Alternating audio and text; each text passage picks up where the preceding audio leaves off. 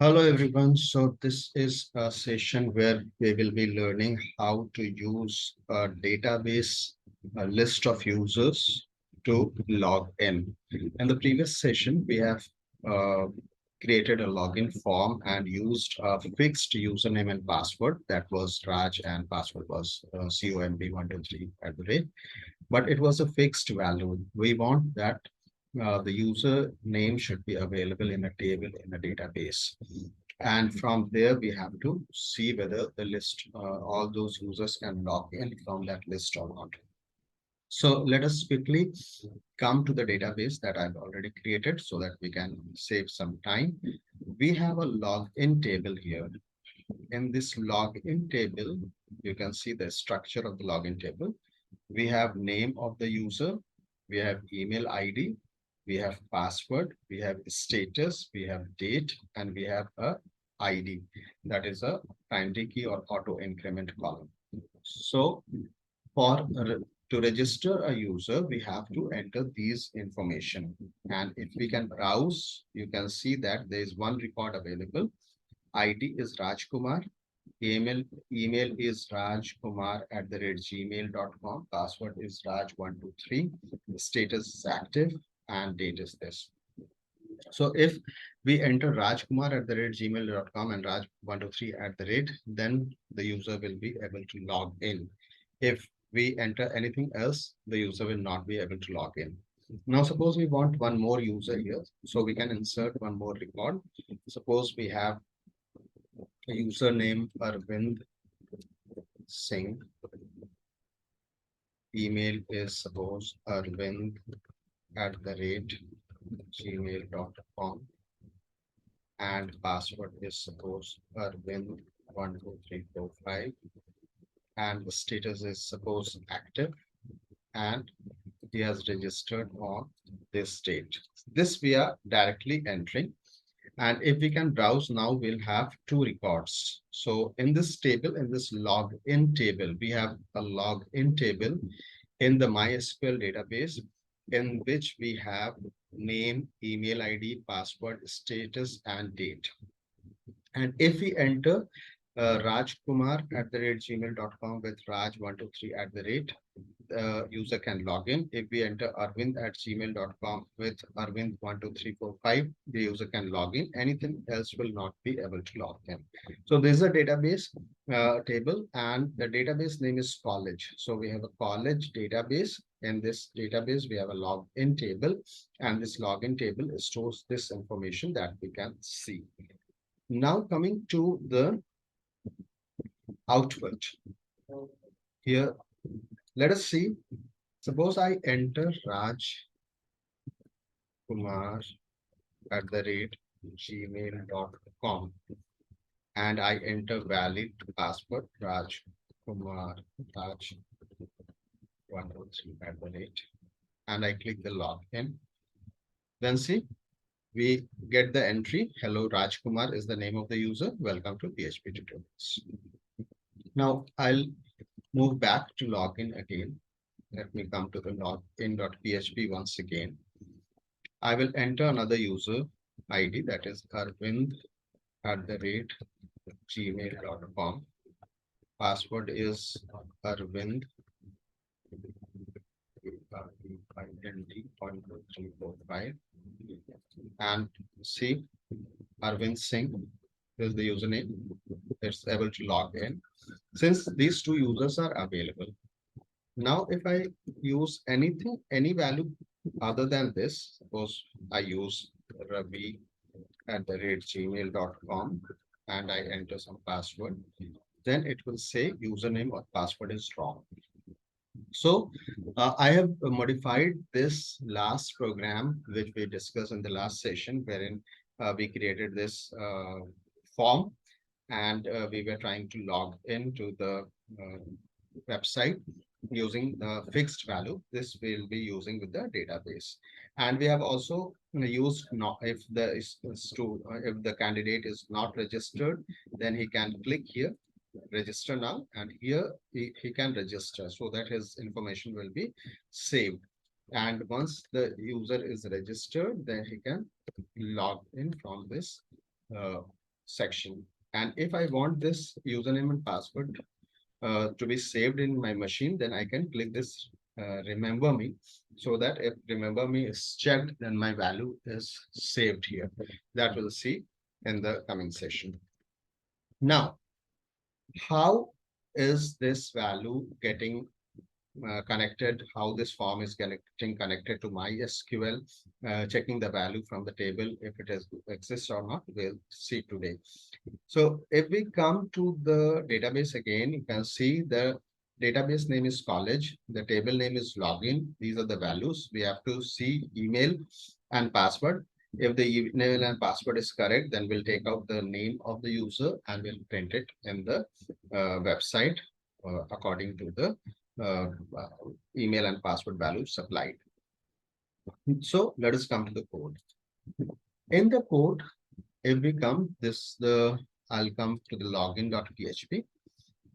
We have created a config.php file. This is configuration.php file. Here we connect the PHP form with the database that we have just seen. And let us see the code that is required. So to connect the PHP with our database, we have to provide these information. The server name is localhost as of now, since it is not hosted. The username is by default root in MySQL. Password is empty and the database name is college. So these are the four information that are required. Localhost is the server name. We require the server name, the username, the password, and the database name. The server name is the computer on which the database is stored. Then from the server we come to the database, and in that database there is a proper username and password that is required to put in. Now we have to create a connection. To create a connection, we have to call this MySQLi function. This is a library function, MySQLi. It will pass the local host value, the server name, the username, the password, and the database name. And if everything is supplied correct, then it will be connected. This connection will be formed, and that connection will be known as a handle dot dollar con. The handle to this connection will be stored here in this variable $con. And then we'll try to call and check whether the connection was formed properly or not. So to check whether the connection is formed or not, we call the connect error function. If this connect error is true, then that means there was some error. We'll print that error, what is the problem, and will stop. A die function will stop. If this connection failed, then this function will stop and it will not proceed further. And if it is everything is okay, then we'll print connected to database successfully. So if we directly run this config.php file and see what happens, I'll come to this part. I'll open a new tab, and here I'll supply config.php. If I check here, since everything is correct, you can see connected to database successfully is coming. And now if I provide some error here, suppose I provide database name wrong, and I save this. Now if I come to the browser and if I execute this, then you can see there is a connection failed. What is the error? Error is unknown database. This database is not known. So there is an error. Similarly, if we provide wrong database name, wrong server name, wrong username, anything is wrong, then this connection failed message will come and it will not move further because we have called the die function. So I'll come back here. I'll correct it. What is the correct database name? It is college. From where we got this college? From this, you can see this is the name of the database and this is the name of the table in that database. College is the name of the database. And here you can see the server is 127.0.0.1. This is the IP address of the local host. So instead of local host, we can type 127.0.0.1 also. Otherwise, we can provide this. So if you can check here, this is the server that is required. Then the database is college. In this server, the database is college. So here in the configuration, instead of local host, we can provide that server IP address. That is the local address of the system.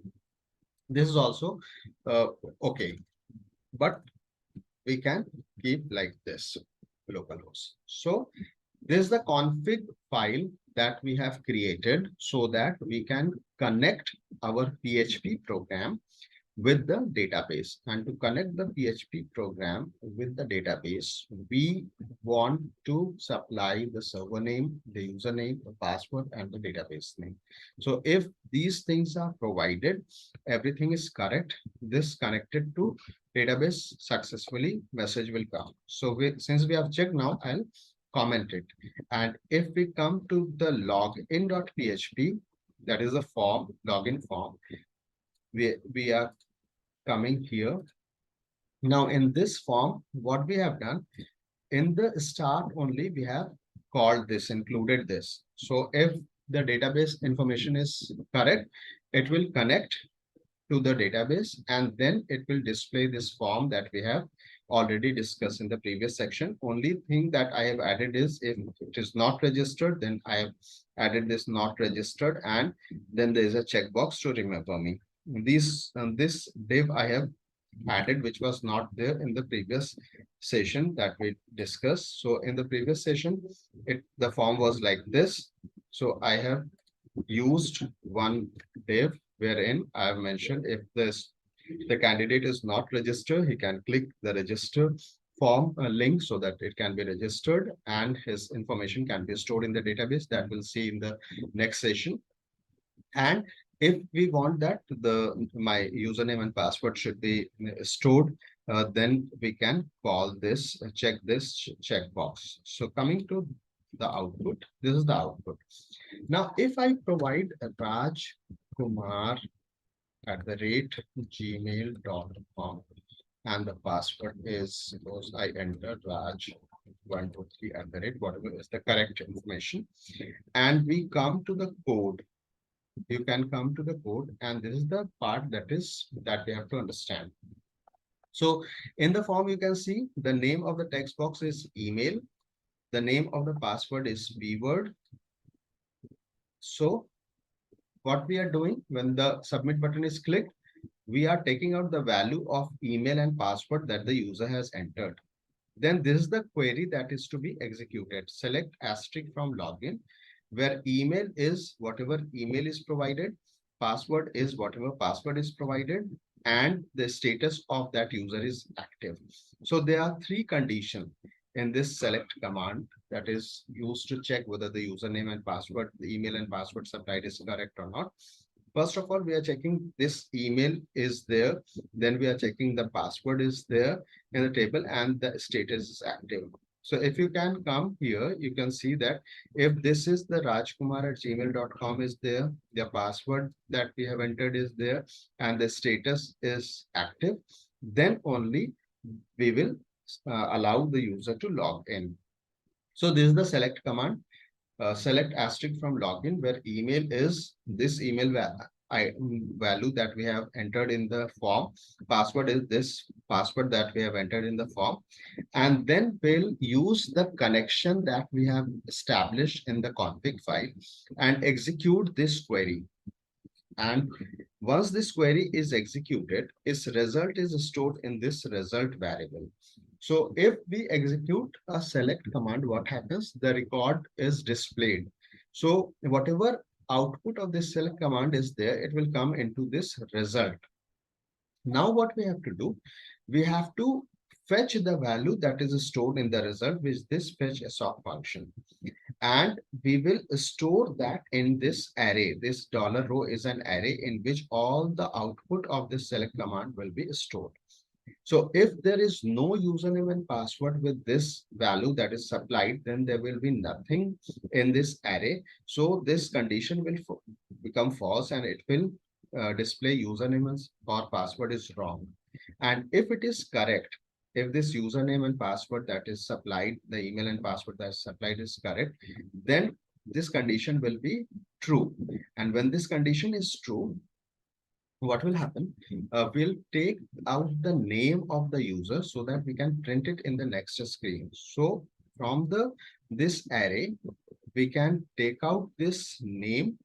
We have already discussed the array, associative array. So this is associative array in which we can use the name to get the username. So the username will be Rajkumar, that will be stored here. Then we are creating a session as we have did in the previous section, and we are passing this value, the username, to the index page. And why we are passing? Because we want to print this username in the index page, and then we are calling this index page. So if we can see here once again what is happening, the user will enter the email, which will be here in this text box. The user will enter password, which will be here in this text box, and then user will click this submit button. Once the submit button is clicked, this will be checked whether the submit button is clicked properly or not. If it is set, then we'll take out whatever value of email and password is there in the form in this email and password variable. We'll create a query for the database and we'll execute that query. If the username and password will exist, its name will be stored in this array, and this condition will become true. If the username and password is not correct, then this condition will become false. So it will go to the else part. In the else part, it will print username and password is wrong. So if we execute this, suppose we have entered something wrong here and click. See, username and password is wrong, message is giving. How it is coming wrong? Because whatever value of email and password is given, it is not existing in the table. What is the name of the table? This is the name of the table, login. And this is the command to check whether that value exists in the table or not. So we are creating a select command. We are executing this query. If this query got some result, that means this username and password exists in the table, the record will be stored in this row array, and we can take out the name, and then we can pass it on to the next page with the help of session. And if we can check this index.php, see here what we are doing. We are starting the session and we are fetching out the value of this logged in user. If it is not set, we'll move it back to the login page. And if it is set, then we are printing it here, hello. And username is suppose Rajkumar. So Rajkumar, welcome to PHP tutorial. So in this way, we can create a list of users in the table, and from there we can check whether the username that is applied for login is valid or not. Now, let us see. Suppose I make this status as inactive. So I edit this. The user Raj is not active. So suppose is pending or uh, suspended, whatever. It is not active.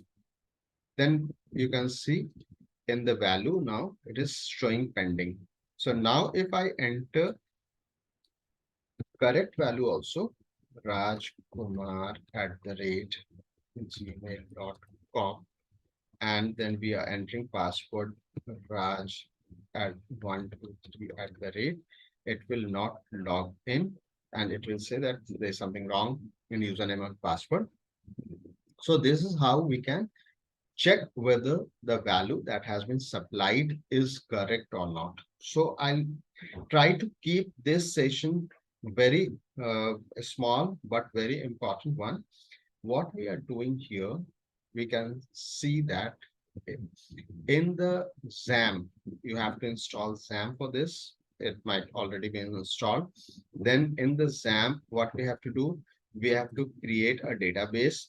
We have already discussed how to create a database. We have already discussed how to create a table.